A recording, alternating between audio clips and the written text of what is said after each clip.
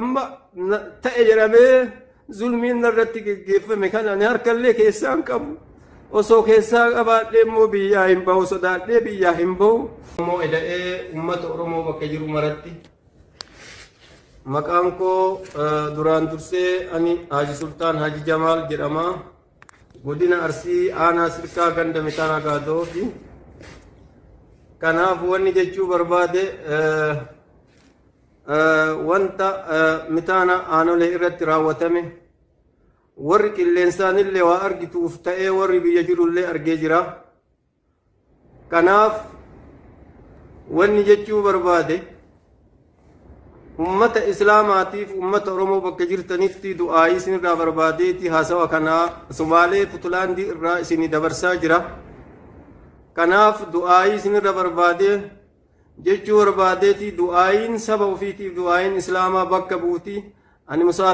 musaafirannati imala musaafiraa irra jira ta rasuulli rabbii jedhan san alayhi salaatu wassalaam irra jira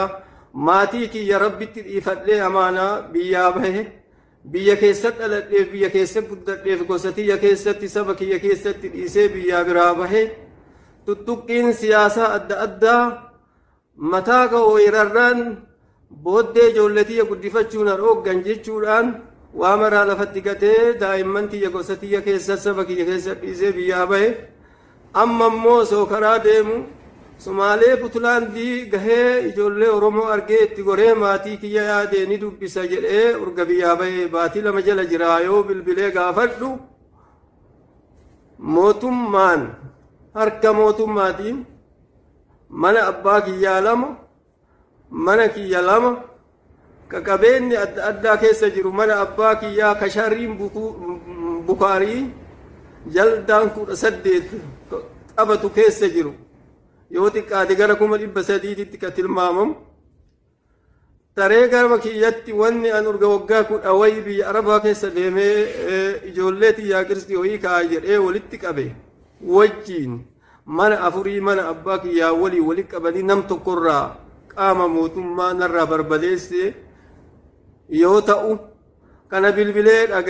dhagahee naan qalbiin koo akka malee waan na cabdeef musaafirinnati jiraachuu kiyyaa wajjiin kanaaf qalbii na cabde tana du'aayitu xagganaa du'aayitu ijaaraa ummanni islaamaa warri haasawa kiyya kana bakka jirtanitti isin dhaqqabe akkasuma immoo oromoollee du'aayii jabduu akka naa gootan isinirra barbaade haasawa kana isinii dabarse jechuu barbaade ammaaf maatiin kiyya bittinnaa'ee biyya jira inshaa allahu rakkoo amma ta'e jedhamee zulmiin narratti geggeeffame kana ani harkallee keessaan qabu osoo keessaa qabaadhee immoo biyyaa hin bahu sodaadhee biyyaa hin bahu ijoollee tiyya guddifadha akkuma dur beekutti biyya namaa keessa burjaaja'ee jedhee biyyaa bahe malee osoo akkana beeke biyyaa hin bahu achitti na ajjeeftee wanni isaan barbadeessan kun daa'imman tiyyaa hafee naa guddisa waan jedhu qabaa ammaaf qalbii cabde rabbitu namaa deebisa du'aayitu namaa ijaaraa du'aayiif haasawa kana Somaalee Puntlaandii irraa isinii dabarsaa jira warri haasawa kiyya kana dhageettan warri rabbiin sodaattu warri maatii irraa baate warri maatii jaalatu warri ilmoo jaalatu du'aayii jabduu naa godhaa jechuuf isin haasawa kana isinii dabarsaa jira